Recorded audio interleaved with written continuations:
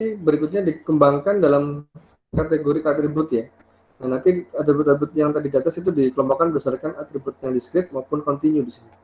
Auto discrete di sini adalah hanya memiliki seperangkat nilai yang terbatas atau tak terhingga. Jadi ada nilai yang terbatas, ada tak terhingga. Misal kode pos dari kode pos sekian sampai sekian, berarti ada batasnya kan kode posnya. Ya.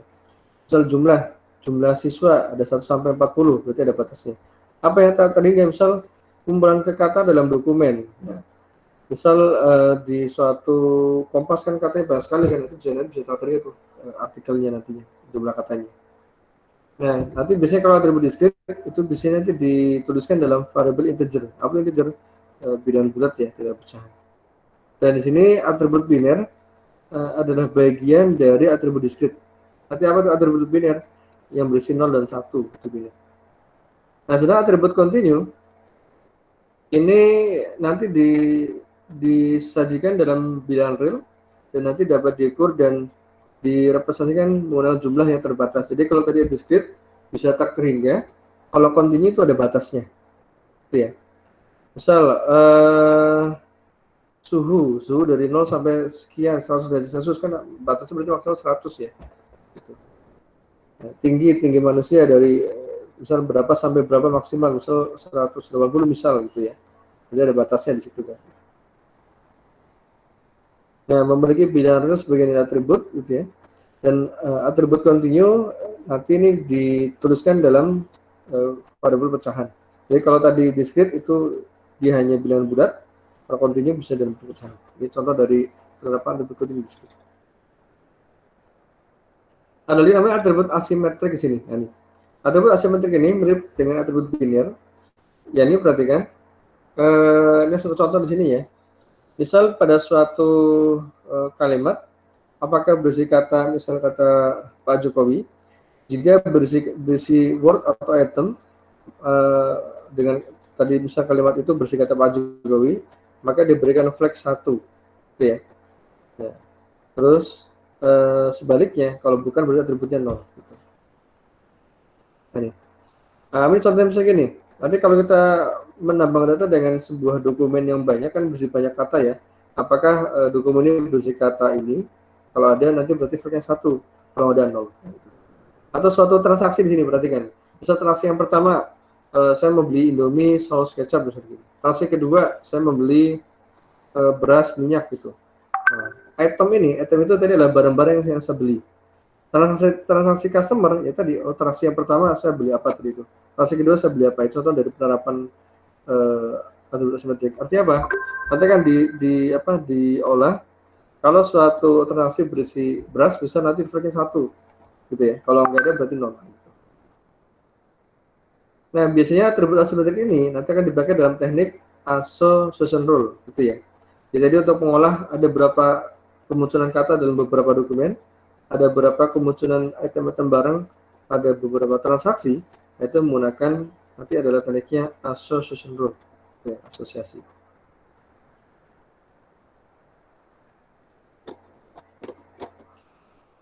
Terus ada pertanyaan? Lanjut. Lanjut Pak. Lanjut ya. Oke, baik. Masih pada dengerin kan? Belum saya absen tadi ya. Baik. Nah, setelah kita mempelajari tentang konsep tadi atribut, sampai sedalam-dalamnya tadi ada operasinya, ada kategorinya. Nah, sekarang nanti atribut itu akan dipakai dalam suatu dataset. Apa itu dataset? Dataset kan sekumpulan himpunan ya. Jadi data dari dataset berarti sekumpulan data. Jadi kalau ada banyak record tadi, itu namanya adalah dataset nanti. Nah, dataset itu dikelompokkan dalam 3 kategori. Ada record, ada graph, ada order. Nah, atribut dataset yang bertipe record, berarti itu ada barisnya jadinya. Itu ya, nanti ada data yang matriks, ada dokumen data yang bertipe dokumen masih banyak baris kan. Ada data transaksi yang tadi, misal transaksi yang barang-barang tadi.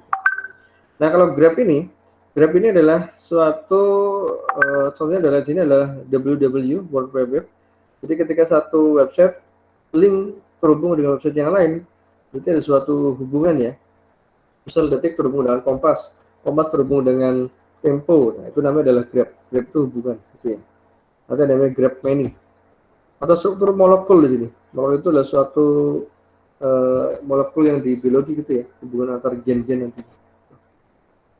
Baik, kita langsung aja di sini. Kalau order ini berarti data yang ada konsepnya adalah ada urutan waktu di sini. Order.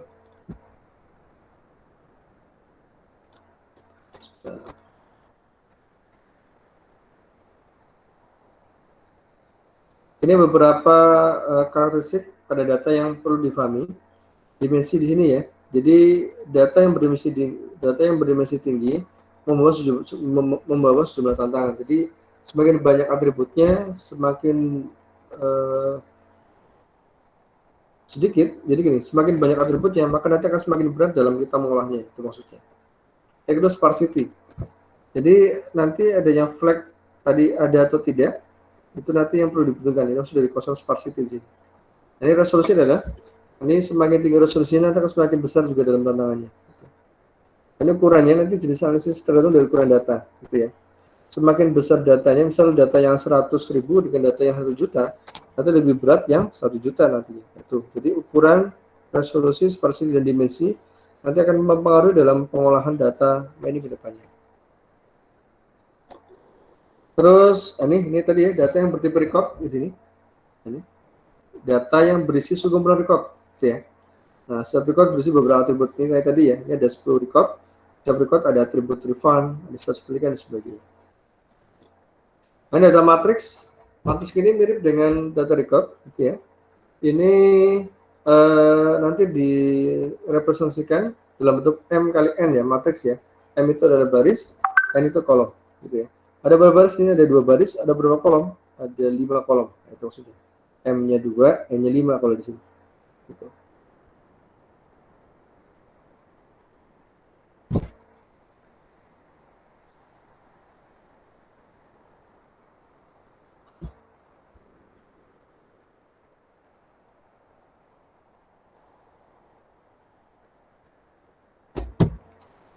Baik, lanjut ya. Ini data. Nah ini data matriks seperti ini. Jadi ternyata tabel ini bisa dibuat bentuk matriks di sini ya. Ada 2 baris, ada 5 kolom. Nah kalau data dokumen seperti ini, perhatikan. Ini contoh tadi dari konsep yang tadi data asimetrik ya, ada 0101. Cuma di sini ada jumlahnya di sini. Kalau perhatikan di sini, setiap dokumen nanti akan menjadi suatu vektor term, gitu ya.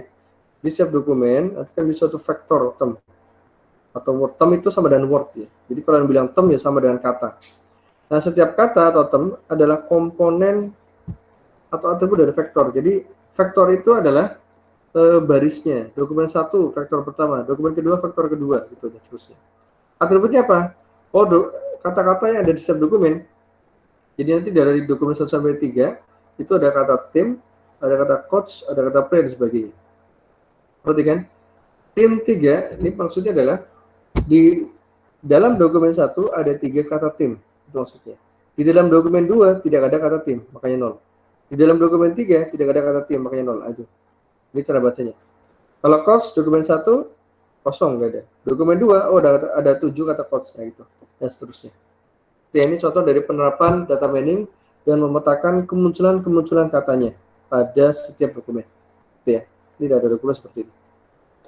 Terus kalau data transaksi ya seperti ini, langsung aja ya. Nah, kalau tadi recordnya adalah dokumennya, atributnya adalah kata-katanya. Sekarang recordnya adalah transaksinya. Transaksi berisi beberapa item barang di sini. Perhatikan. Transaksi yang pertama ini transaksi ID maksudnya TID.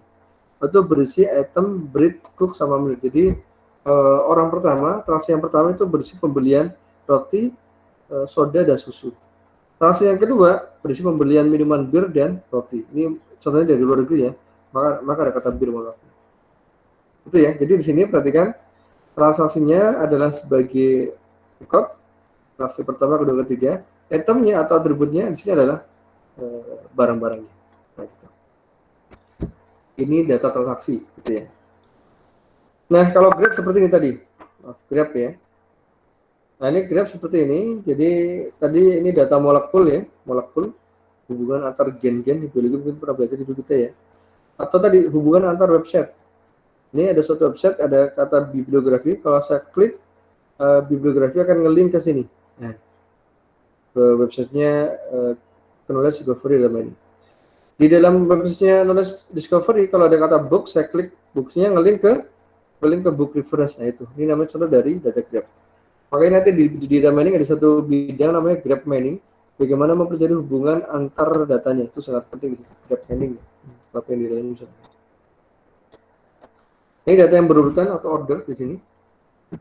Ini transaksi yang berurutan, contohnya. Misalnya di sini adalah AB, ini AB ini simbol ya, simbol untuk suatu item ya. Jadi A atau B ini adalah kode simbol dari suatu item. Misal orang mau beli barang susu, orang mau beli barang roti, gitu ya. D, C, E. Ini urutan di sini.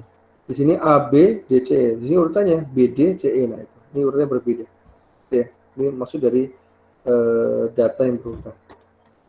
Terus, nah ini masih dalam kategori data yang berurutan.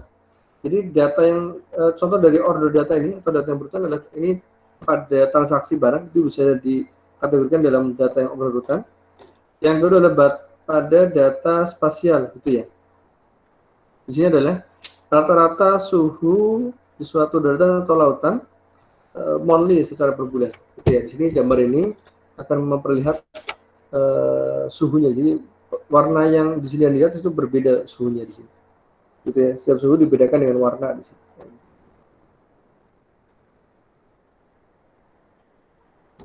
Baik, sampai sini ada pertanyaan. Ayo, untuk tipe dataset, sebentar. Ayo, sebelum masuk ke yang lainnya ada pertanyaan. Kita lebih banyak diskusi. Jadi dataset nanti tahu ya. Jadi kayak kemarin kumpulkan sebuah tugasnya, tahu oh ini kira-kira masuk dalam kategori apa datasetnya nih. Kalau kemudian ada yang lain tentang data COVID di kelurahan, berarti maksudnya data tentang data apa? Data matriks ya, record ya, data record maksudnya. Silakan, ada pertanyaan untuk dataset? Silakan, ayo yang lainnya. Halo. Ada pertanyaan?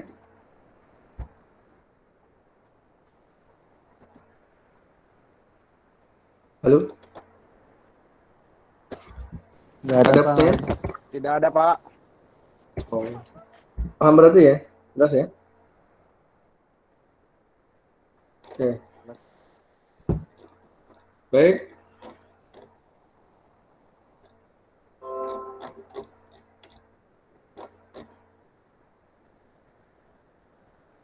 Nah, ini kita sekarang masuk dalam tahapan yang sangat penting dalam menambang data di sini. Tadi kita sudah belajar apa itu atribut dan tipe-tipenya serta kategorinya. Kita sudah belajar apa itu dataset. Nah, konsep atribut konsep dataset akan kita pakai dalam penambangan data. Nah, sekarang kita akan belajar bagaimana sih membuat suatu dataset yang berkualitas baik. Gitu, jadi perhatikan. Data yang berkualitas buruk itu berdampak negatif pada banyaknya upaya pemrosesan data. Artinya apa? Jadi gini, kalau datanya itu berantakan, tidak rapi, banyak kolom yang kosong, banyak atribut yang kosong, maka effortnya itu sangat besar nantinya. Gitu ya, sehingga Anda nanti harus hati-hati dalam mencari dataset dalam penambangan datanya.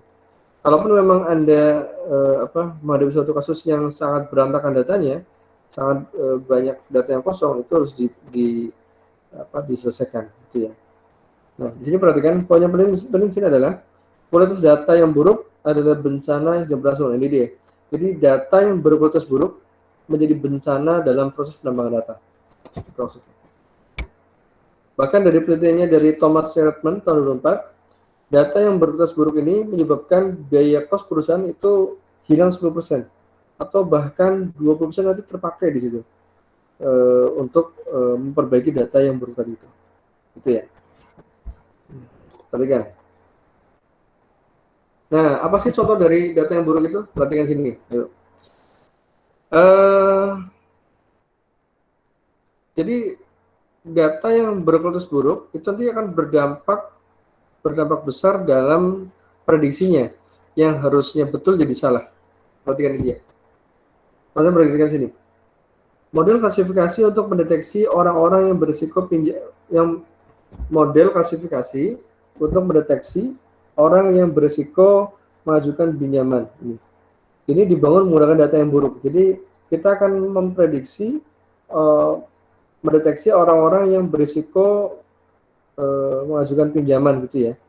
Maksudnya ketika orang dikasih pinjaman, dia kabur atau tidak, dia melunasi atau malah kabur. Itu bisa dideteksi tuh. Nah, cuma karena datanya itu buruk, maka perhatikan seperti di sini. Beberapa kandidat yang harusnya layak mendapatkan kredit itu ditolak pinjamannya, gitu ya. Harusnya ada beberapa calon nasabah yang harus kita terima, gitu ya. Karena tadi data itu buruk di awal, maka jadi ditolak gitu. Ini jadi fatal di akibatnya, gitu ya. Harusnya orangnya itu diterima pengajuan kreditnya, itu malah ditolak. Gitu ya. Yang kedua perhatikan, lebih banyak pinjaman diberikan kepada individu yang one prestasi. Nah itu dia. Apa tuh one prestasi? Ya tadi ketika dia melakukan pinjaman, seringnya itu hilang, kabur, nggak melunasi. Itu kan fatal kan? Itu tadi kan data yang tadi buruk di atas. Ada satu data yang misalnya kalau orangnya dia seperti ini, dia nanti akan layak mendapatkan kredit.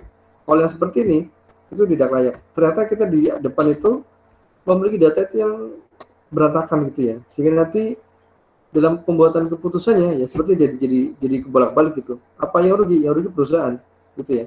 Dan nanti Anda jadi disalahkan di sini sebagai data scientist di sini.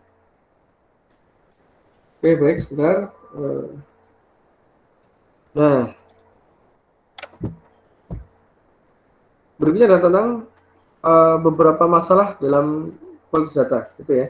Dan bagaimana kita mendeteksi masalah tersebut dan apa yang harus kita lakukan dengan adanya data yang buruk tersebut. Perhatikan.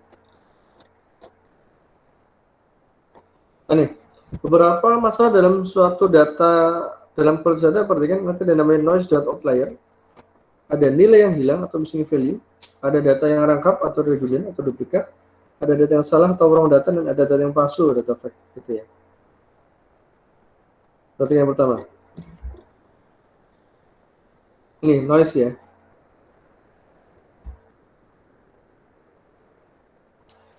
Pada objek atau noise adalah benda asing atau yang tidak memiliki hubungan dari anggota yang sudah ada sebelumnya.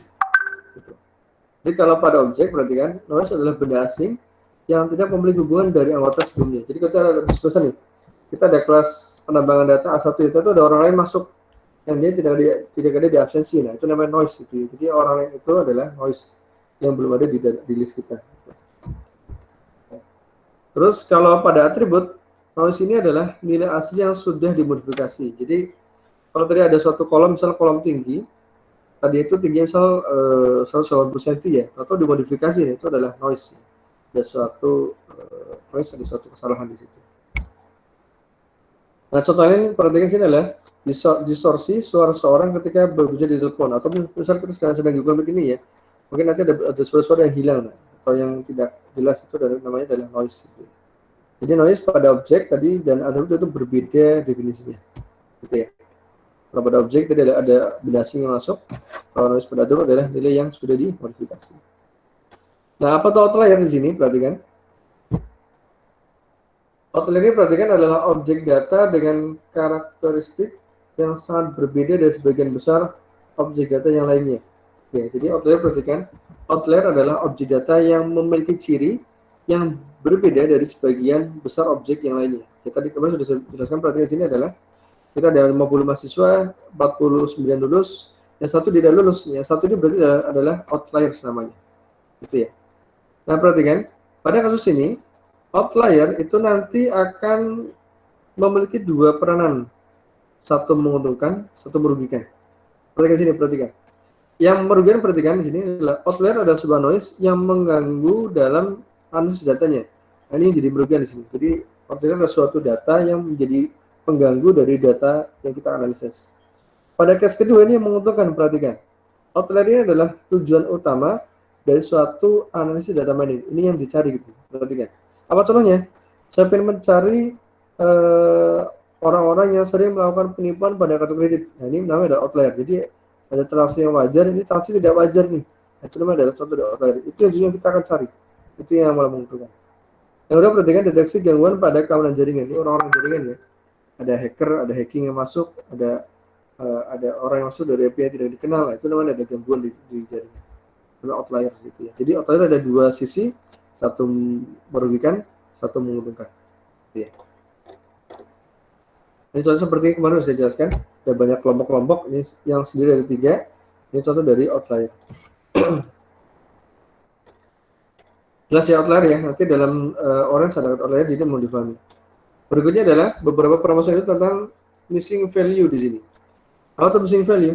Missing value perhatikan itu disebabkan karena informasi tidak didapatkan dengan baik gitu ya.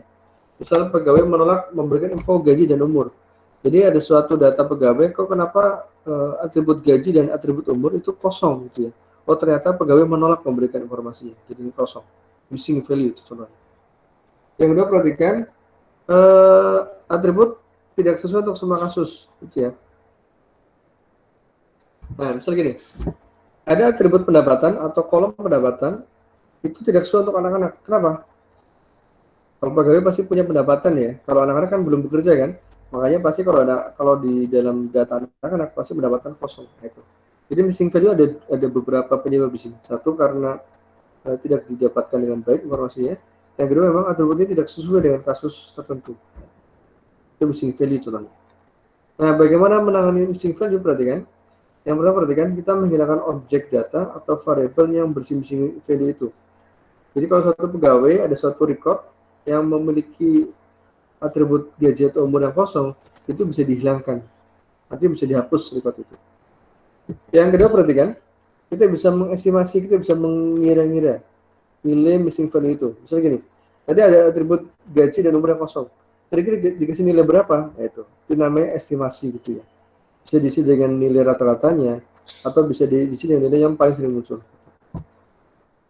Atau yang paling terakhir yang opsi yang memang tidak bisa diapa-apain, ya kita abaikan tidak kita pakai data itu.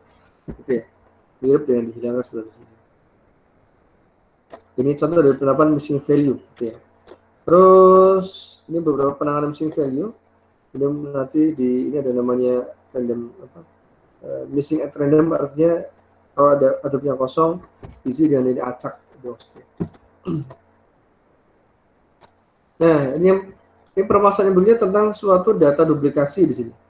Apa itu data duplikasi? Jadi suatu kumpulan data, perhatikan sini.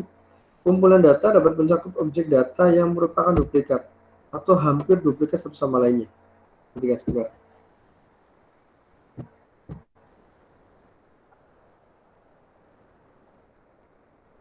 Sebentar ya. Betul saya lobet nih. Sebentar ya. Sebentar.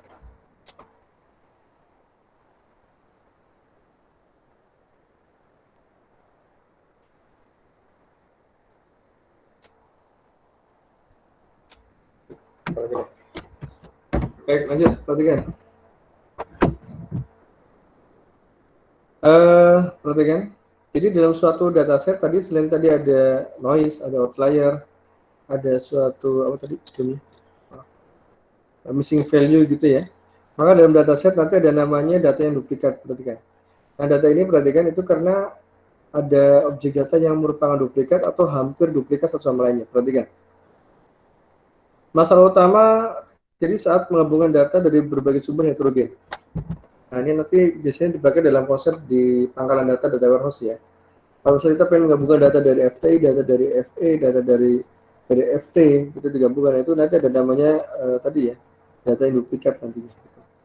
Jadi perhatikan contohnya, orang yang sama dapat memiliki banyak email.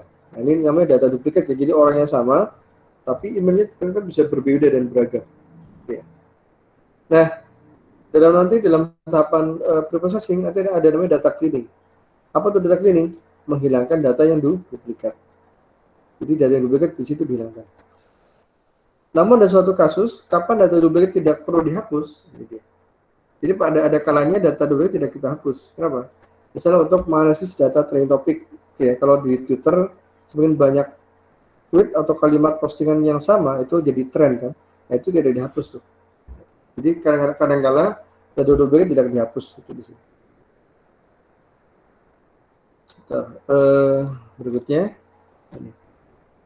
Baik, silakan pertanyaan. Jadi ini beberapa permasalahan yang nanti Anda akan hadapi di lapangan bagaimana supaya kita menggunakan dataset yang berkualitas baik. Kalaupun ada data duplikat, ada missing value, ini penanganannya mau dipelajari, mau difahami. Kalau ada outlier, ya seperti ini nantinya. Apakah mau dipakai, apakah tidak, seperti ini. Silakan, pertanyaan, ayo tentang noise, tentang kualitas data, yuk tentang noise, outlier, missing value, sampai data duplikat. Ayo, ada pertanyaan silakan. Halo.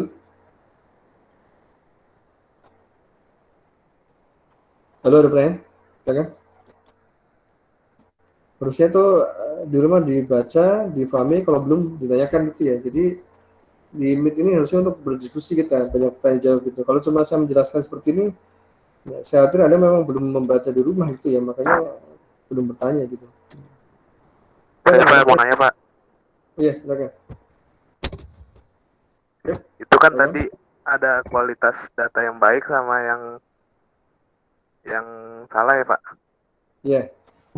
Nah itu kan kalau misalkan kita cari data di misalkan di datajakarta.co.id, nah itu cara Iya. bedain data yang salah sama data yang benar itu gimana Pak? Itu aja sih Pak pertanyaan dari saya. Makasih. Sebenarnya bukan salah dan betul ya. Jadi gini, kayak kemarin ada beberapa yang japri saya nanya tentang datasetnya, tentang suatu Excel itu ya. Kalau suatu dataset yang berisi banyak record, ada kolom yang berisi yang kosong, berarti datanya itu kurang baik gitu ya. Jadi bukan salah, artinya datanya tetap bisa dipakai, cuma memang itu berkualitas tidak baik gitu ya. Artinya kalaupun tidak baik itu ya harus kita pakai gitu ya. Artinya datanya walaupun dia itu tidak baik ya harus diolah gitu ya. Itu tantangan kita. Yang baik itu yang sudah menjadi keuntungan, artinya tinggal kita pakai aja. Cuma kalau yang belum baik, tugas kita sebagai data scientist adalah bagaimana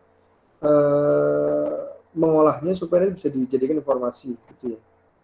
Kayak kemarin contohnya di data yang ini loh, sebentar. Saya ambil contoh sebentar ya. Di data yang masjid ya, sebentar ya kemarin. Data.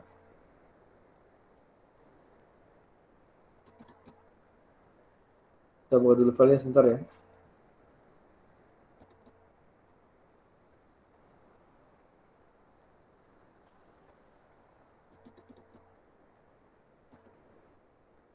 Saya tampilkan contoh dari Excel-nya sebentar ya. Saya stop dulu sebentar.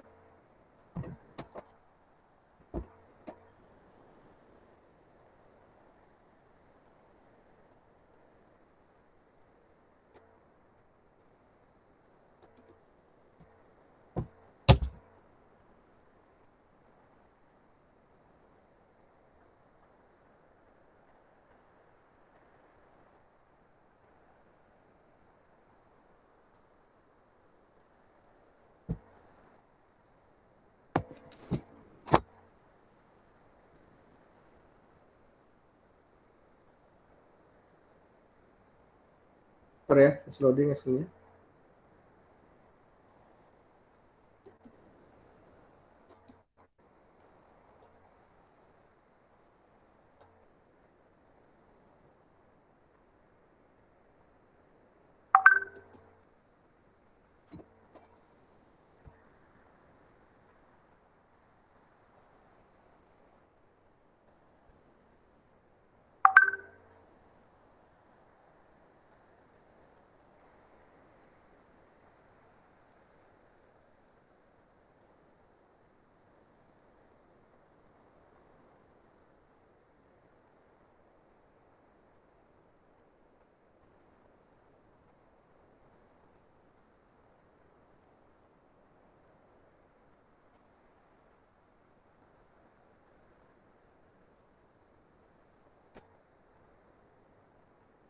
Baik, saya tampilkan sebentar. Excel-nya sebentar baru buka.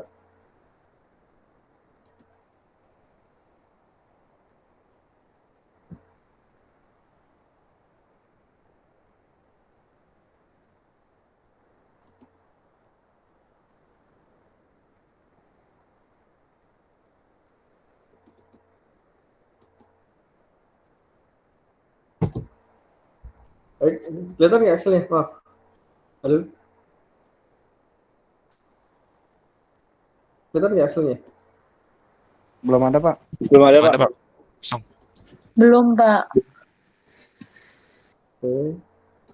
Loading mungkin ya? Belum kelihatan? Belum. Kalau saya udah saya share. Oh, lagi loading sebentar, Pak. Lagi loading.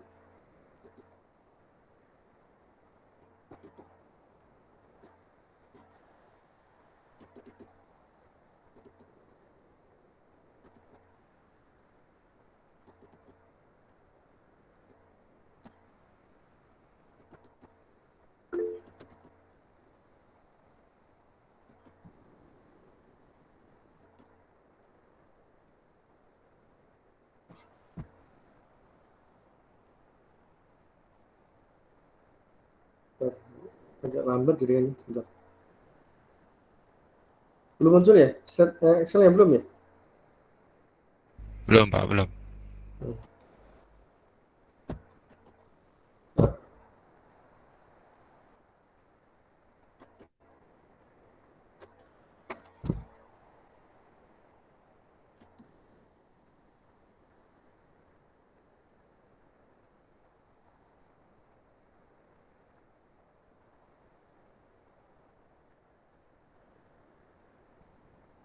Baik, nanti April ini ada sebentar nanti ya, April ini ya saya jelaskan. Oh, ini baru loading nih kayaknya. Tadi saya stop ya. Kelihatan, maaf, Excel-nya. Halo? Masih belum, Pak. Oh, belum ya? Masih belum, Pak. Ya, sudah.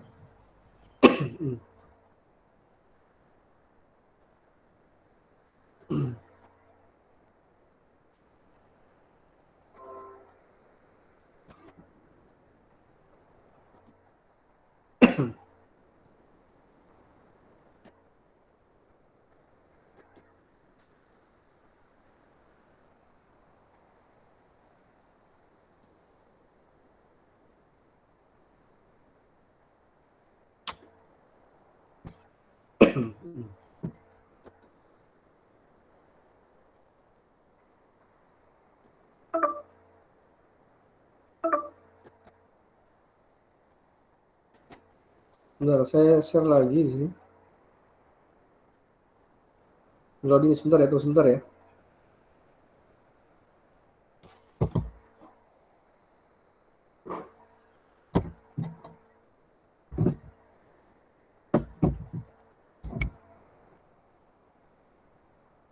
Oke, baik. Sambil menunggu Excel-nya, saya coba jawab pertanyaannya punya Apriliani ya, sebentar ya. April ini bertanya tentang maksud dari mengestimasi nilai missing value seperti apa, Pak? Oh, ini.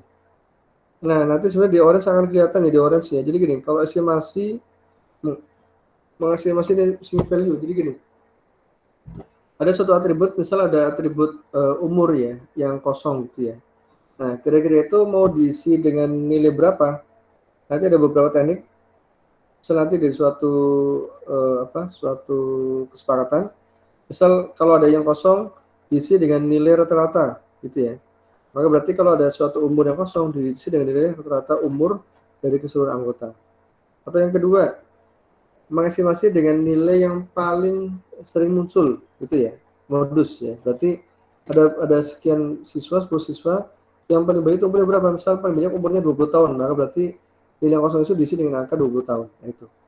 Atau yang tadi diisi dengan nilai acak gitu ya, artinya diisi dengan nilai acak. Ini dari Apriliani ya, menjawab yang pertanyaan pertama. Terus Apriliani ya, bagaimana mengestimasi nilai missing value ya?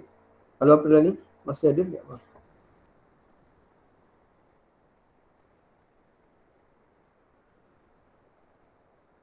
Halo Apriliani.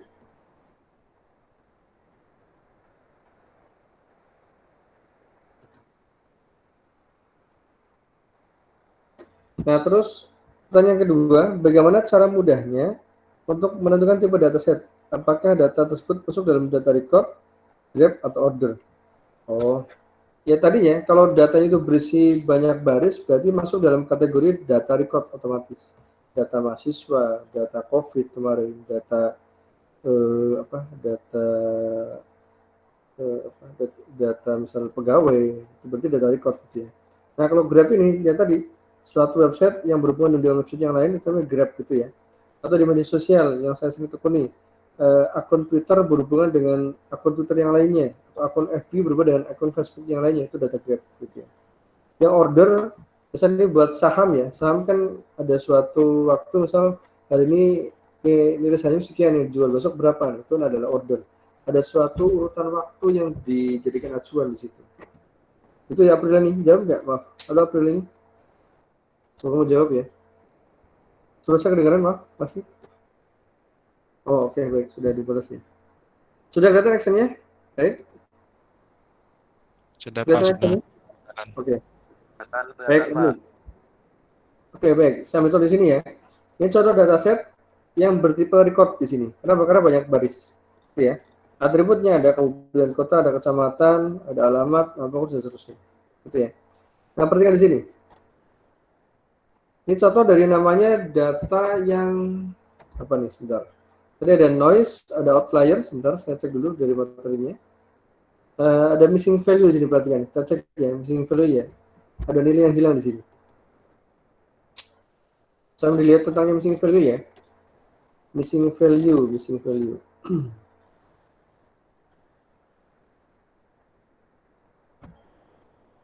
Ini jadi missing value, perhatikan. Ada suatu atribut yang kosong nilainya. Perhatikan. Di sini perhatikan. Yang saya kasih highlight di sini ya. Di atribut satu setengah di sini. Satu di sini. Ini di baris pertama itu adalah wakaf, hak milik dan sebagainya. Namun di baris yang record nomor 16 ini perhatikan, ini kosong wakafnya. Kosong kan? Halo, kelihatan kan? Iya, Pak. Nah, Kosong, ini Pak, namanya kosong. missing value. Ya, ini missing value. Itu ya. Jadi harusnya itu ada isinya apakah wakaf, apakah hak milik harusnya. Itu ya.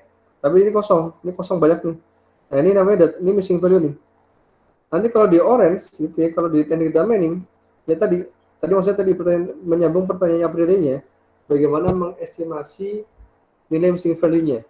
Nah, karena ini isinya wakaf atau hak milik di antara dua ini, ya tadi kalau kita menggunakan pendekatan rata-rata nggak mungkin, karena kan kata-kata nggak mungkin diratakan kan, diratakan.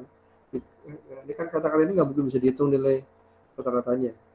Kemudian menggunakan tadi secara acak random atau bisa menggunakan modus ya. Artinya yang paling sering muncul itu apa? Misal ketika saya ambil contoh ya, misal paling sering muncul adalah wakaf. Maka yang kosong ini nanti akan diisi dengan kata wakaf. Sekali lagi ini tergantung dari kesepakatan di perusahaan tersebut ya. Misal saya sebagai data scientist sudah rapat dengan atasan saya, diputuskan ketika ada missing value seperti ini, maka diisi dengan nilai yang paling sering muncul atau nilai yang paling banyak muncul dari kolom status ini. Misal yang paling sering muncul adalah wakaf, maka yang kosong nanti diisi dengan kata wakaf.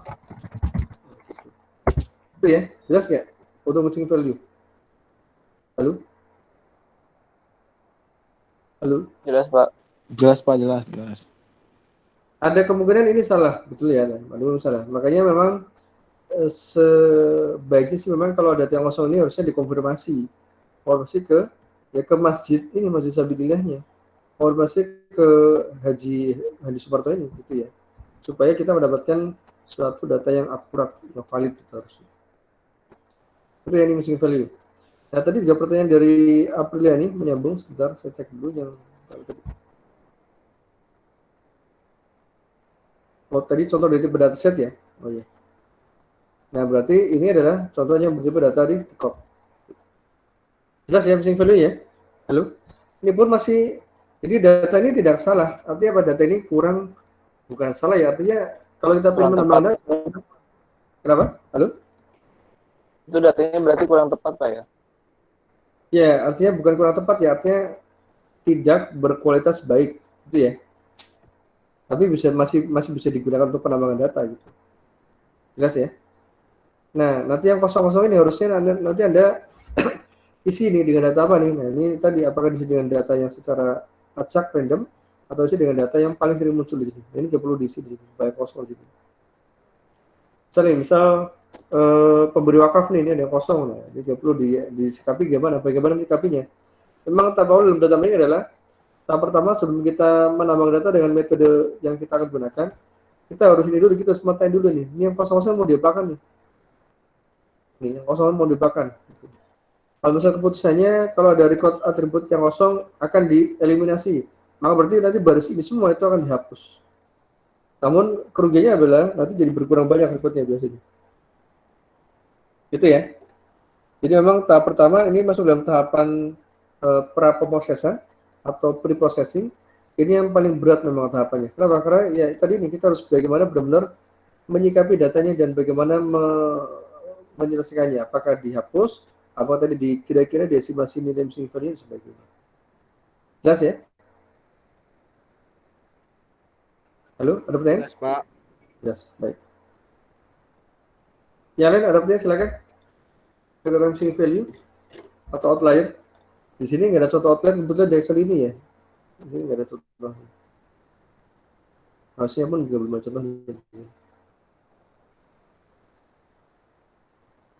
Baik, ada pertanyaan? Lanjut, silakan. Ternyata saya menampilkan materi di learning masih banyak banget ya, yang belum saya jelaskan ya. Untuk klasifikasi, saya jelaskan apa nih ya, minggu depan. Klasifikasi. Nanti mungkin saya akan buat rekaman di YouTube ya, nanti lihat YouTube-nya nggak apa-apa ya.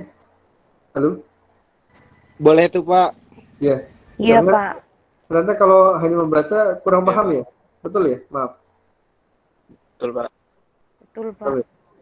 Ya, nanti saya mungkin perlu waktu ya untuk membuat video nantinya gitu.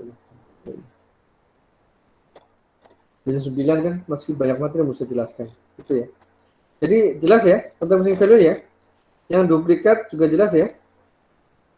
Halo? Jelas, Pak. Baik. Ya harus paham ya, kalau paham tanya itu aja sih. Jadi nggak ada yang soal, harusnya tanya gitu. Baik, lanjut ya. Tentang sekarang pre-processing di sini. Jujur saya memang belum pernah bikin YouTube ya, ini coba mungkin saya harus memaksa saya untuk bikin YouTube ngomong di sini karena kan kita terhambat di kuliahnya Selasa ini gitu ya, jadi nggak begitu ini ya. Karena materinya sangat banyak gitu ya, kalau cuma tulisan seperti kan poin-poinnya aja gitu ya, agak kurang jelas ya, betul ya, gitu ya. Gitu. Baik, oke lanjut. Nanti kalau belum paham tuh nanti akan coba saya buat videonya, akan saya jelaskan tahapnya. Nah, sekarang tentang bagaimana tahapan dalam pre-processing gitu ya di sini. Jadi dalam pre-processing ini nanti ada beberapa tahapan, ada namanya agregasi, ada sampling, ada dimensional reduction, ada feature subset selection, ada feature creation, ada discrimination, dan ada attribute transformation. Ini tahapan dalam pre-processing gitu ya. Nanti dalam rekan-rekan kemarin sudah buat kelompok, sudah dibuat datasetnya.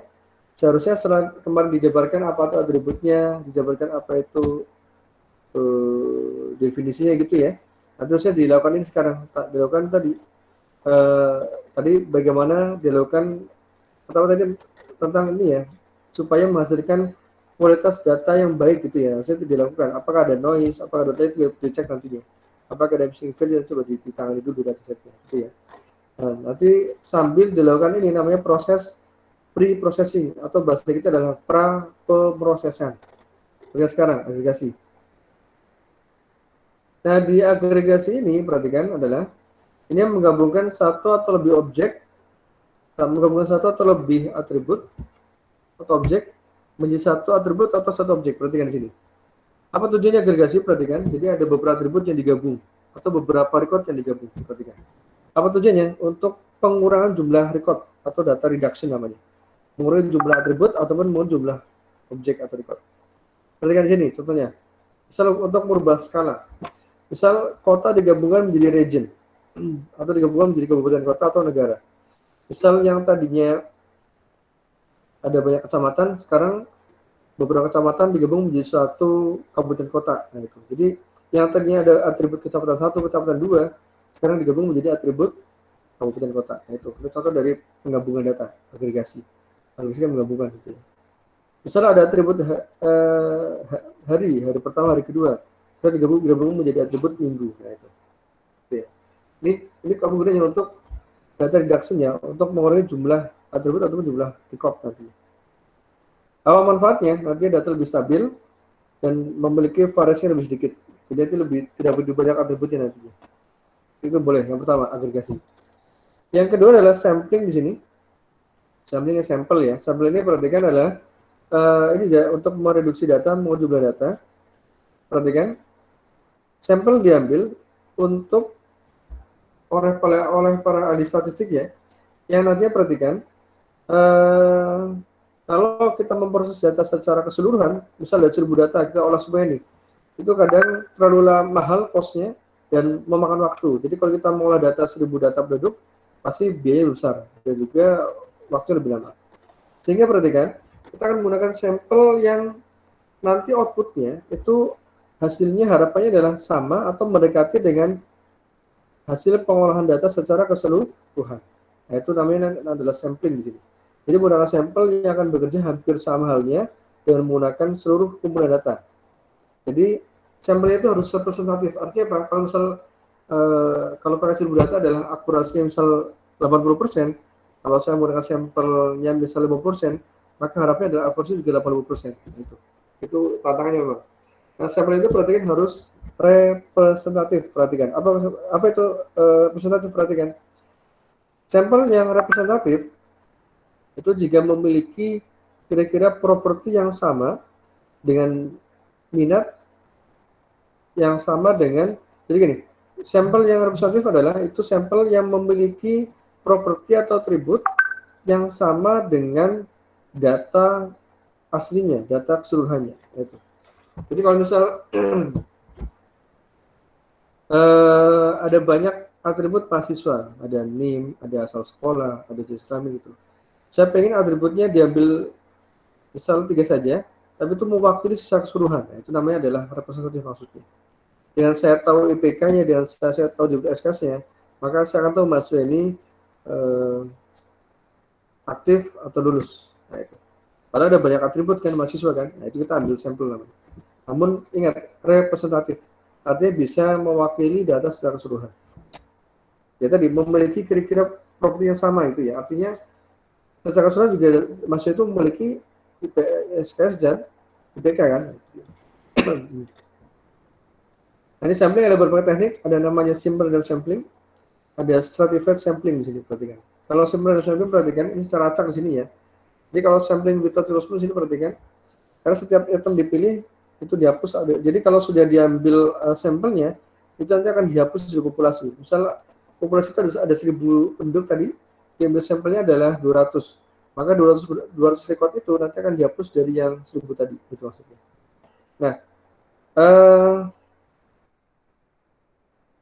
ini kayak definisinya kebalik ya. Kalau sampling without replacement tadi berarti dia tanpa menghapus ya. Jadi kalau yang tadi itu dihapus berarti sampling with replacement dihapus itu. Itu ya. Kalau yang diambil sampelnya cuma itu tidak dihapus datanya, itu namanya sampling without replacement. Gitu ya. Ini definisinya kebalik begini. Nah, kalau stratified sampling ini bagi orang-orang yang mungkin kemarin di pemilu ya. Ini berarti membagi jadi beberapa partisi gitu ya. Lalu diambil secara acak. Misal ada 1000 penduduk, saya bikin sebuah kelompok menjadi per 200. Berarti dari 1000 penduduk menjadi berapa? 5 kelompok ya. Karena 200, 200, 200. Berarti partisi pertama 200 penduduk pertama, partisi kedua 200 penduduk kedua. Kayak gitu. Itu ya. Dari 200 itu nanti udah bisa acak untuk sampelnya. Itu namanya stratified. Kalau tadi secara acak, ini secara stratified. Nah, ini sampling ya. Nah, tadi sampling juga sama. Tadi untuk mengurangi sebuah dimensi ya. Perhatikan, teknik mengurangi dimensi yang lain, teknik mengurangi dimensi, selain menggunakan sampling, nanti ada namanya, perhatikan, ini ya, mengurangi jumlah waktu dan memori. Jadi memang manfaat dengan kita mengurangi dimensi data mining, kita bisa menghemat penggunaan waktu dan memori dalam algoritmanya nanti. Dan data lebih mudah divisualisasikan. Jadi kalau datanya sedikit, lebih cepat menampilkan datanya dalam grafik batang, dalam grafik lingkarannya. Kalau nanti datanya banyak, ini berat nanti. Nah, ini beberapa teknik dalam mengurangi dimensi, bisa menggunakan PCA atau menggunakan singular value decomposition. Nah, pre-processing yang berikut adalah, perhatikan, feature subset selection. Perhatikan. Nah, ini apa tuh feature subset selection? Jadi gini, ini cara lain untuk mengurangi dimensi data. Perhatikan. Misal perhatikan, ada fitur yang redundant. Jadi ada duplikasi informasi dari atribut yang berbeda, namun sebetulnya sama. Perhatikan, duplikasi informasi dari atribut yang berbeda, namun sebetulnya sama. Jadi gini, contohnya perhatikan, ini fitur redundant ya. Jadi atribut yang beda, misalnya atribut apa nih yang beda? Sebentar. Tapi ini sama ya, sebentar. Tadi misal atribut kecamatan dan atribut wilayah gitu ya. Nah, itu bisa digabungkan tuh. Kecamatan A misalnya. Atribut wilayah dia berisi wilayah kecamatan juga ternyata. Jadi ada dua atribut yang berbeda, satu atribut kecamatan, yang kedua atribut wilayah. Namun ternyata berisi data kecamatan, ya, itu bisa digabung. Nah, itu adalah fitur juga. Nah, kalau irrelevant fitur, perhatikan, itu tidak mengandung informasi yang berguna untuk penambangan data yang ada. Sebentar, maaf, sebentar ya, sebentar, maaf. Ya, kamu sebentar. Sebentar.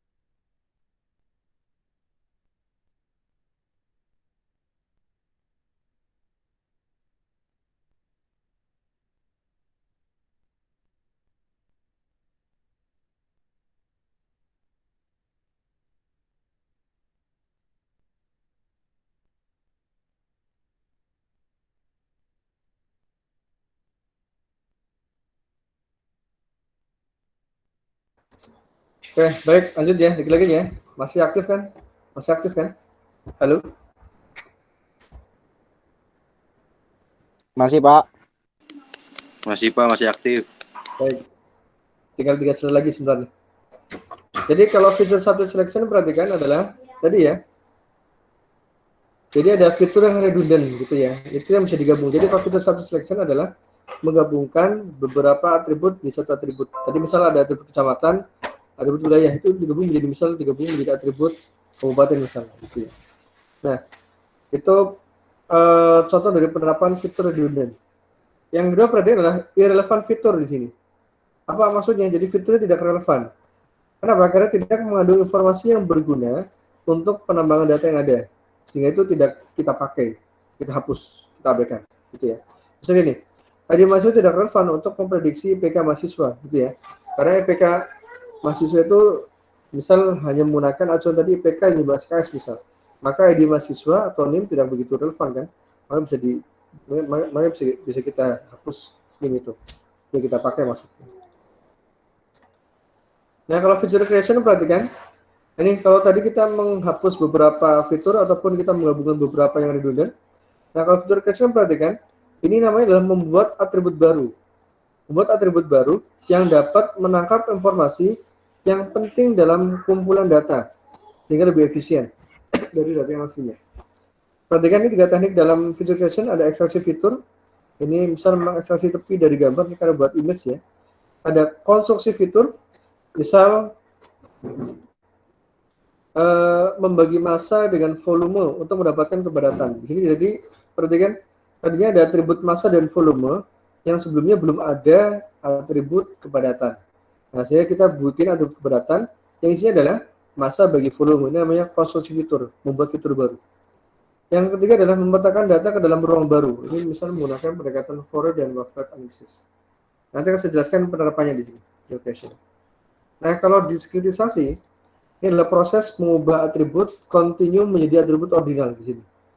Misal sejumlah nilai yang berpotensi tak terbatas dipetakan menjadi sejumlah kecil kategori. Nah, ini contoh diskritisasi ini misal untuk klasifikasi ya. Nah, ini diskritisasi. Tadi atribut continue apa contohnya tadi? Atribut continue di ordinal ya. Ordinal tadi kan yang magic tadi ya. Lebih dari, kurang dari, sebagainya.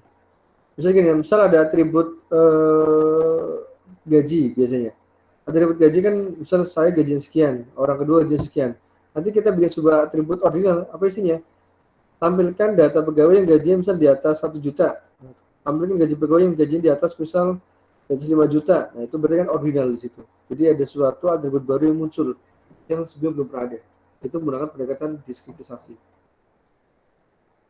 Nah, kalau binarisasi perhatikan, ini adalah contoh memetakan atribut kontinu atau kategorial dalam satu atau lebih variabel biner. Nah, ini misalnya untuk contohnya dari tadi untuk penerapan teknik association rule, perhatikan. Misal, Halo Pak, halo, Pak, ya, di saya tampilannya masih Excel Pak. masih Excel. Iya. Sudah. Kok baru bilang, aduh. Yang lain masih Excel tadi, maaf, yang lainnya. Halo? Saat tadi tampilkan PDF, nggak kelihatan? Sama Pak, tadi juga masih Excel Pak. Di saya nggak kelihatan Pak. Oh, alah, harusnya bilang.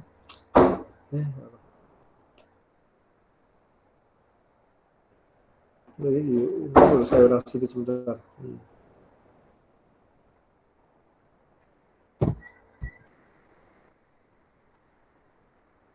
Sudah, saya ini dulu.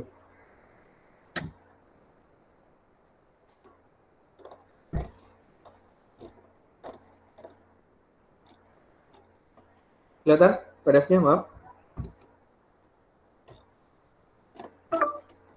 Belum Pak. Jaringannya apa ya? Berhasil. Belum Pak.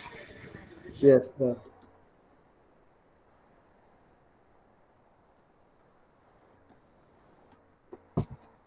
Tolong ya, saya ngajarnya full sejam lebih ya, karena materinya banyak banget itu. Kalau nggak selesai gitu. Udah, saya ini dulu.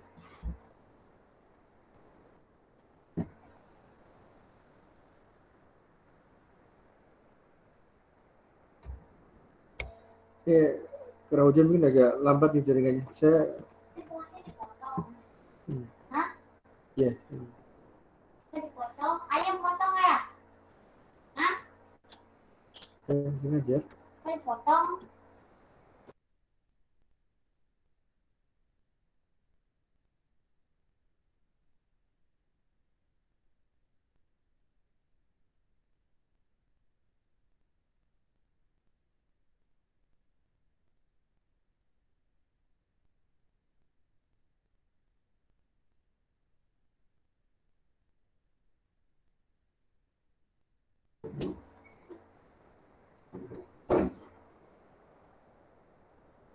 Udah kelihatan? Belum ya? Belum Pak. Belum ya? Masih loading sebentar ya? Ini Iya, masih loading. Ini agak berat jaringannya di sini. Sebentar.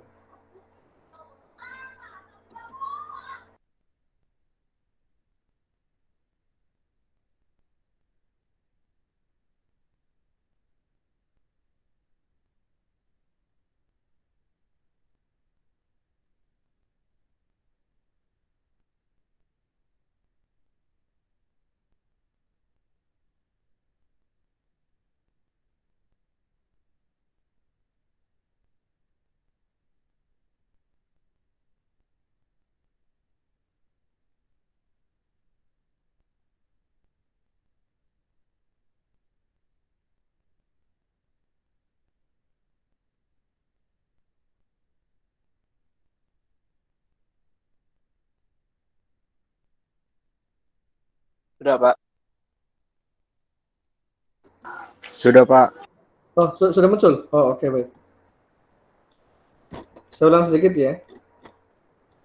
Bentar, jadi yang tadi saya jelaskan tadi itu di slide ini, itu di data preprocessing. Slide berapa nih, sebentar. Slide ke-35, itu ya. 35 ada kan? Ada ya. Dengan tadi apa itu agregasi gitu ya, menggabungkan satu atau beberapa objek atau menggabungkan satu atau beberapa atribut gitu ya. Misal tadi atribut kecamatan satu, kecamatan kedua digabung menjadi atribut kabupaten. Gitu. Terus kalau sampling tadi ya, mengambil sampel dari suatu sekumpulan data. Nah, sampling ini memang nanti tandanya adalah kita harus mencari sampling yang representatif, artinya kita harus menggunakan atribut yang mewakili dari data secara keseluruhan. Ingat ya, representatif artinya kalau kita ambil sampel ini, maka harapannya adalah hasilnya itu mendekati data secara keseluruhan, gitu ya. Nah, ini tipe sampling tadi sudah jelaskan, ada random sampling, jadi dalam besar acak. Kalau sampling without replacement, jadi kalau diambil samplingnya itu tidak dihapus. Maaf, ini tadi kebalik definisinya. Kalau sampling with replacement, kalau diambil sampelnya itu akan dihapus. Misal ada 100 data, kita ambil sampel 50, berarti 50 itu akan dijadikan sebuah sampel dan itu akan menghapus data yang sebelumnya. Kalau without replacement itu tidak akan dihapus, itu ya. Nah, kalau stratified ini membuat sampel dengan partisi. Misal ada 1000 penduduk, dibuat partisi per 200 ya. Jadi 200 pertama nanti digunakan sebagai sampel pertama. 200 kedua, sampel 2 gitu. Setiap partisi, setiap kelompok akan digunakan sebagai sampel di sini. Yang kedua perhatikan, ini teknik untuk mengurangi dimensi gitu ya. Mengurangi jumlah waktu dan memori gitu ya. Yang digunakan dalam algoritma data. Gitu. Buat di sini memang dengan kita mengurangi dimensi, manfaatnya buat mengurangi dari pemrosesan, memori, dan waktunya. Ini nanti beberapa teknik bisa menggunakan metode PCA, Principal Component Analysis, atau Singular Value Decomposition. Ini algoritma untuk mengurangi dimensi. Nanti banyak penjabarannya. Buat ini aja ya, konsep. Nah, feature subset selection tadi perhatikan. Ini jadi di sini ada beberapa cara untuk mengurangi dimensi. Tadi sampling. Terus tadi apa? Sebentar. Agregasi gitu ya, agregasi. Pak, maaf Pak. Yep. Pak, saya nggak ada tampilannya, Pak. Hilang lagi, Pak. Hilang lagi. Iya, Pak, hilang lagi, Pak. Masalah nih ya. Bentar. Hilang lagi ya, sebentar.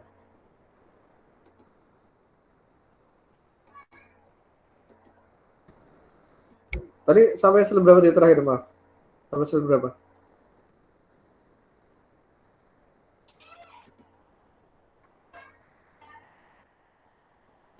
Slide 40, Pak. Oh, oke. Baik. Sebentar.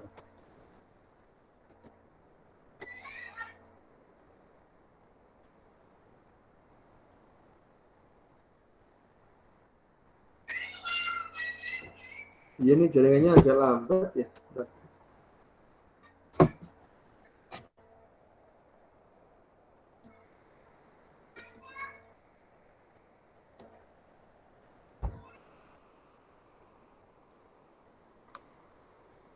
Sebentar ya. Masih loading nih. Udah kelihatan belum? Maaf, belum ya? Belum, Pak. Belum, Pak. Oke, hujan jadi berpengaruh nih jaringannya. Masih hujan banget, hujan deras di sini. Tapi alhamdulillah sih rezeki udah nggak hujan juga kan. Itu jaringannya jadi terhambat.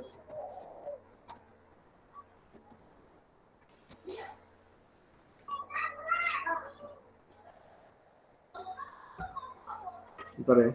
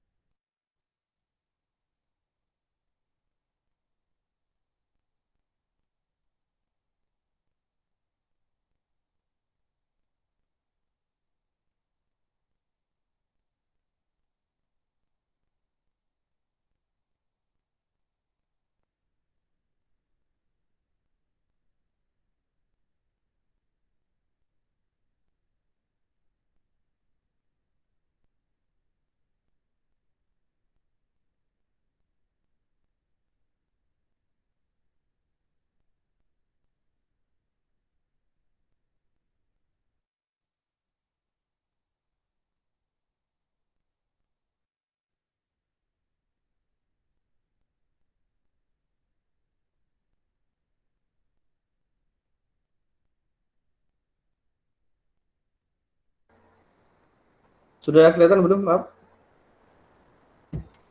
Belum, Pak. Belum, Pak.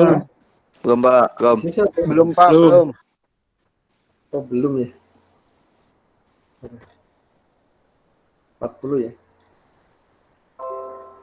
Kalau di biasanya udah share screen di sini nih. Mungkin jaringannya mungkin ya di situ ya. Ada yang sudah kelihatan? Maaf. Ada yang sudah terlihat? Belum Pak, belum kelihatan. Belum belum, semuanya Pak kayaknya. Oh, belum semuanya ya. Iya. Oke. Kalau saya sih saya udah share screen sih, udah berhasil. Aduh, jadinya ini banget ya. Udah malam kali Pak, makanya lemot. Bisa aja. Baik, jadi gini ya, sambil coba didengarkan ya. Jadi feature subset selection itu adalah teknik untuk mengurangi dimensi data. Tadi ya, contohnya misal karena ada fitur yang redundant, jadi kalau atribut yang berbeda namun isinya sama, itu perlu digabung gitu ya. Misal tadi adalah atribut udah kelihatan? Belum? Belum, Masih Pak. belum, Pak. Udah didengerin aja ya. Saya di slide Belum, Anda Pak. saya sambil buka aja PDF-nya. Sudah punya materinya kan? Buka slide yang 41 ya. Nomor slide 41 di situ. Maaf. Itu ya. Nah, apa coba jadi gini. Jadi kalau fitur redundant adalah tadi ada beberapa atribut yang berbeda namun isinya itu sama sebetulnya. Itu bisa digabung. Misal tadi atribut tadi misal atribut kecamatan 1 dan atribut wilayah gitu ya. Isinya ternyata sama-sama kecamatan, itu bisa digabung. Gitu ya. Kalau irrelevant fitur adalah fitur yang tidak relevan gitu ya. Jadi tidak mengandung informasi yang berguna untuk penambangan data. Misal dalam memprediksi kelulusan mahasiswa, masih di slide 1 ya, ada NIM atau ID mahasiswa. Nah, NIM ini bisa diabaikan gitu ya, karena tidak digunakan dalam prediksi mahasiswa. Karena untuk memprediksi kelulusan, kita bisa menggunakan jumlah SKS dan IPK udah cukup di situ. Misal gitu ya. Jadi ada namanya dalam feature subselection dan tahapan kita menggabungkan fitur redundant, nanti kita bisa menggunakan tadi irrelevant fitur. Jadi fitur yang tidak relevan kita hilangkan, kita abaikan. Slide 42 ya. Fitur creation. Nah, fitur creation ini perhatikan kita membuat atribut baru berdasarkan atribut yang sudah ada sebelumnya.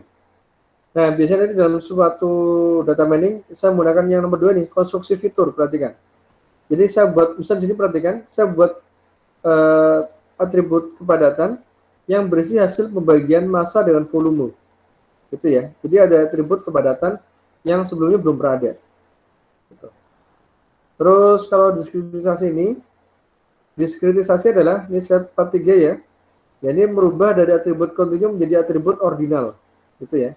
Yang tadi misal ada atribut gaji yang diubah menjadi atribut misal gajinya di atas 5 juta, di bawah 5 juta, misal gitu ya, itu ordinal. Nah, kalau binarisasi yang tadi ya, misal ada dokumen, ada transaksi, apa ini berisi barang A, kalau ada 1, kalau ada 0. Gitu. Nah, atau yang terakhir tentang slide 45 tentang transformasi atribut gitu. Bagaimana? Misal di sini adalah merubah atribut ke dalam atribut yang sudah terstandar di sini. Ini. Ulang ya. Jadi di slide 45 ini adalah memetakan seluruh rangkaian nilai atribut yang diberikan ke serangkaian nilai pengertian baru sehingga setiap nilai lama dapat diidentifikasi menjadi satu nilai baru. Misalnya gini. Ada yang baru masuk nih. Misal Jogja menjadi Yogyakarta. Setiap ada kata Jogja, maka menjadi Yogyakarta. Ini contoh namanya data atribut transformasi perubahan, gitu ya. Misal kita menggunakan laki-laki perempuan, maka kalau ada kata pria menjadi laki-laki. Itu ya, ini contoh namanya transformasi atribut. Gitu. Nah, saya akan contoh sekarang ke Excel-nya. Excel kemarin yang data masjid punya belum kemarin? Halo? Saya kirim di grup ya, yang data tentang ibadah ya. Iya, Pak. Sebentar, saya contoh tuh Pak, sebentar. Nah, tadi kan sambil lihat Excel yang tadi ya, Excel yang masjid tadi ya, sebentar ya. Sebentar, saya tampilkan. Ini kok berat banget tuh kan ya? Biasanya nggak kayak gini jaringannya.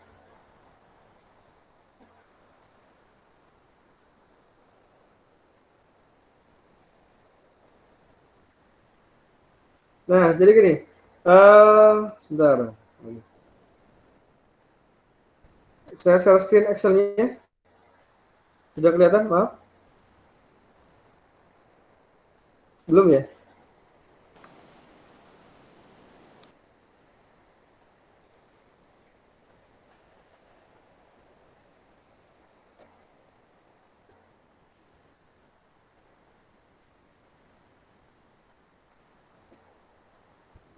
Oke, baik. Jadi gini, sambil nunggu Excel-nya ya. Excel yang tadi tempat ibadah yang tadi, sambil diingat-ingat ya. Coba dengan data yang sudah Anda kumpulkan kemarin, coba kira-kira Anda coba sekarang belajar bagaimana membuat data pre-processing gitu ya. Jadi dari yang sudah dibuat kelompok kemarin, coba Anda berembuk sekarang tentukan dataset mana yang paling bagus, yang paling bisa ditambang datanya, Anda pilih satu. Terus lakukan sekarang tahapan pre-processing. Dan lakukan tadi tahapan bagaimana supaya menghasilkan data yang berkualitas baik tadi. Yang missing value diapakan, yang redundant diapakan. Nah, coba Anda lakukan itu. Misalnya yang filling value diisi dengan nilai rata-ratanya. Yang missing value saya isi dengan nilai yang paling sering muncul. Kalau ada yang duplikat, saya hapus duplikatnya. Coba silakan. Anda lakukan sampai tahapan tadi pre-processing, baik agregasi, baik feature selection, itu ya salah satu, coba silakan. Gitu ya, tugasnya kalau pakai gitu. Jadi belajar belajar pre-processing dengan data yang real gitu ya. Namun berkelompok di sini. Kalau mau gampang bisa menggunakan data yang tempat ibadah yang tadi saya buat contoh. Coba kalau bisa coba mungkin pakai yang dulu aja nggak usah, nggak apa-apa lah. Pakai data tempat ibadah dulu ya, biar itu satu dataset lah, biar nanti sama persepsinya. Saya share Excel-nya kelihatan nggak, maaf? Belum ya? Halo? Belum, Pak. Belum, Pak. Belum ya? Berarti ini jaringannya, karena hujan lebat ya, jadi ternyata apanya ke jaringan di sini. Nanti saya kirim di grup WA setelah selesai, gitu ya. Jadi berkelompok coba sekarang kita belajar bagaimana membuat data yang berkualitas baik. Jadi kalau yang tadi tidak baik jadi baik, gitu ya. Dan belajar sekarang bagaimana kita mengolah dataset dalam tahapan pre-processing atau pra-pemrosesan dari materi yang hari ini. Sampai sini pertanyaan silakan. Tugasnya itu aja. Datasetnya biar serempak, biar sama, kita pakai dataset yang ini ya, sebentar ya. Yang tempat ibadah aja ya. Kalau Anda nyari lagi takutnya malah lama dan malah nanti tidak yang saya harapkan datanya. Pakai yang tempat ibadah aja ya buat contoh. Gitu ya, ada pertanyaan? Jadi tugasnya perhatikan dari dataset yang tempat ibadah. Coba Anda lakukan tahapan pre-processing dari tadi slide yang saya sajikan. Dari slide berapa nih? Bentar ya.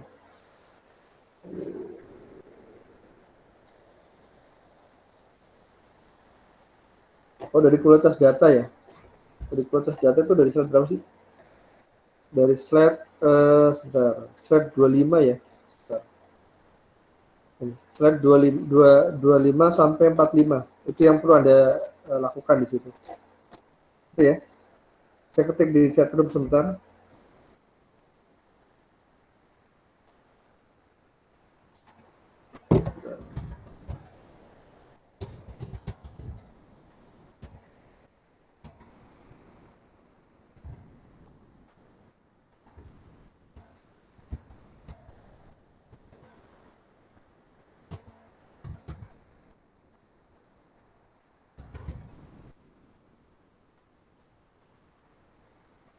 Bentar ya.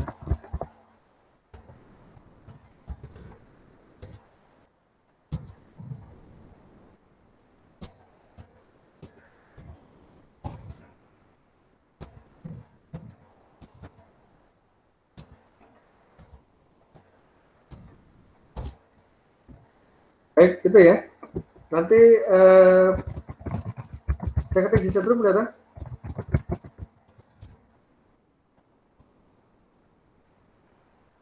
Halo? Halo, kelihatan nggak di chat room? Ya, ada Pak, ada. Ada, Pak. Ada, Pak.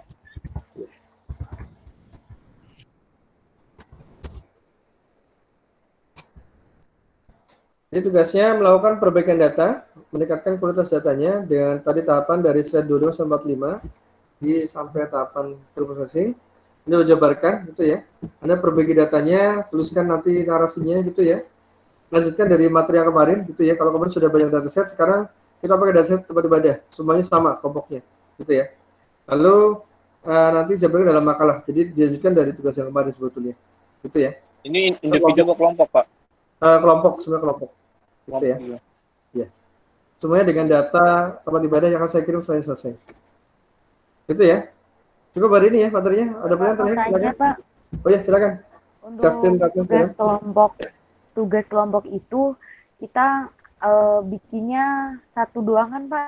Satu tugas, maksudnya satu orang, bukan kita Satu data. bikin semua. Iya, betul. Oh, kalau yang kemarin itu semua data digabung menjadi satu makalah. Karena kan tugasnya sebelumnya kan kita setiap individu mencari dataset ya. Nah, itu digabungnya tuh ke dalam kelompoknya masing-masing. Yang satu kelompok berisi 5 dataset kalau yang kemarin ya harusnya. Kebayang nggak? Nah, kalau Iya, yang Pak. yang sekarang dari dataset Excel tempat ibadah ini, tolong coba setiap kelompok menjabarkan dalam perbaikan datanya dan preprocessingnya. Cara berbeda ya, artinya nanti kalau ada indikasi tiap waktu sama, nanti saya dis dua-duanya, artinya tidak ada nilai, gitu ya. Jadi setiap kelompok nanti memiliki asumsi yang berbeda harusnya dalam menyikapi datanya. Nah, itu nanti kan coba saya cek di situ. Itu ya. Berarti satu orang harus berbeda gitu ya. Berarti lima pendapat gitu ya, Pak? Kalau untuk tugas yang kemarin ya, Kalau yang sekarang itu Pak. satu data 5 Kalau pendapat yang gitu, Pak. sekarang pakai data tempat ibadah, yang tadi yang saya Excel yang tadi saya tunjukin. Halo? Jadi satu kelompok, satu dataset tempat ibadah. Untuk yang tugas yang terakhir ini, maaf. Jelas ya? Halo? Maaf, Pak, maksud saya tugas ini. Nah, itu kita kan satu kelompok ada 5 orang. Ya. Nah, itu kita ngirimnya cuma satu. Dari pemikiran kita terus digabungin satu, apa satu orang itu mikirin sendiri? Gimana sih, Pak? Punya pendapat sendiri gitu, terus digabungin lagi apa gimana? Nah, kalau kelompok kan harusnya diskusi ya. Jadi gini, nanti saya minta diinfokan ke saya di Excel yang kemarin yang saya share di grup ya. Tunjuk ketua kelompok ya. Jadi setiap tugas ada ketua kelompoknya. Nanti tugas yang berikutnya berganti ketua kelompoknya. Nah, ketua kelompok ini nanti akan bertanggung jawab bagaimana mengkoordinir anggotanya. Gitu ya. Sehingga nanti setiap anggota harusnya diskusi. Nanti di luarnya harusnya Anda juga ada Google Meet-an secara kelompok, secara mandiri, membahas tugasnya itu, atau via WA chatting juga apa silahkan. Yang pasti satu orang harus satu persepsi gitu ya. Tidak mengandalkan satu orang yang membuat, tapi harus diskusi, sehingga membuat satu kesimpulan, maka ini perbaikan datanya. Jadi misal, kalau seperti ini, masukan yang pertama gimana? Masukan dari Seftin seperti ini. Misalnya dari anggota yang lain seperti masukannya. Coba nanti cari yang paling betul jawabannya, nanti baru dituliskan bareng-bareng. Artinya ya membuatnya satu jawaban, satu kelompok gitu ya. Seftin jelas nggak untuk yang tugas terakhir ini? Oh, baik, Pak, jelas. Jadi cuma satu doang ya, Pak, jawabannya? Iya, satu jawaban, satu doang. Untuk yang tugas yang terakhir ini ya, dari penjabaran data Excel yang tempat ibadah. Jelas ya? Baik, Pak. Iya. Baik, makasih Bapak. Oke. Yang lain, ada pertanyaan? Pak, maaf saya mau tanya. Iya, silakan. Untuk tugas yang kemarin itu saya kira satu kelompok itu mengumpulkan satu dataset terus dibuat makalah. Ternyata satu orang tuh harus satu-satu ya, Pak? Kalau kemarin iya, karena kan kemarin kan yang saya lakukan kan mengembangkan dari tugas yang sebelumnya itu ya. Kan yang kemarin kan setiap individu mencari dataset kan. Nah, itu digabungkan dalam satu makalah, dilaporkan ke saya kemarin. Itu ya. Kebetulan kemarin udah dikirim tugasnya, tapi hanya satu dataset aja yang dikirim. Itu harus direvisi lagi atau gimana, Pak? Iya, sebaiknya diperbaiki ya. Nanti bisa digabung dengan tugas yang sekarang nggak apa-apa lah pengumpulannya gitu. Nanti bisa saya cek sekalian. Oke, ya? Pak, baik. Ya. Oke. Yang lain ada pertanyaan silakan. Ada pertanyaan? Cukup ya? Kalau ada cukup sekian, nanti saya kirim di WA gitu ya, Excel-nya. Selamat.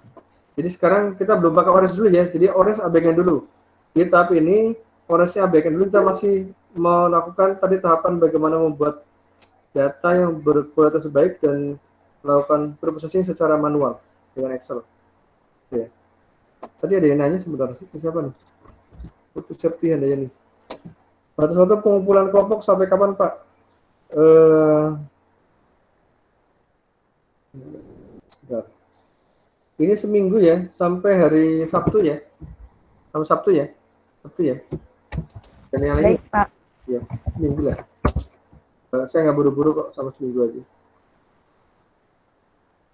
Cukup ya? Cukup ya? Nanti saya buat di learning. Nanti saya buat di learning ini ya. Detailnya. Atau nanti saya upload di learning aja nggak apa-apa Excel-nya ya, sekalian ya, nggak apa-apa ya. Saya upload di learning nggak apa-apa ya, sekalian ya. Ya Pak, nggak apa-apa Pak. Oke. Iya, Pak, nggak apa-apa. Baik. Oke. Sekian absensi, jangan lupa di learning. Saya tutup ya. Ya, assalamualaikum warahmatullahi wabarakatuh. Waalaikumsalam. Waalaikumsalam warahmatullahi wabarakatuh, Pak. Terima kasih. Bye. Terima kasih, Salam, Pak. Pak. Terima Salam kasih Budi juga, Luhur, Pak. Pak. Selamat malam, Pak. Salam, Pak.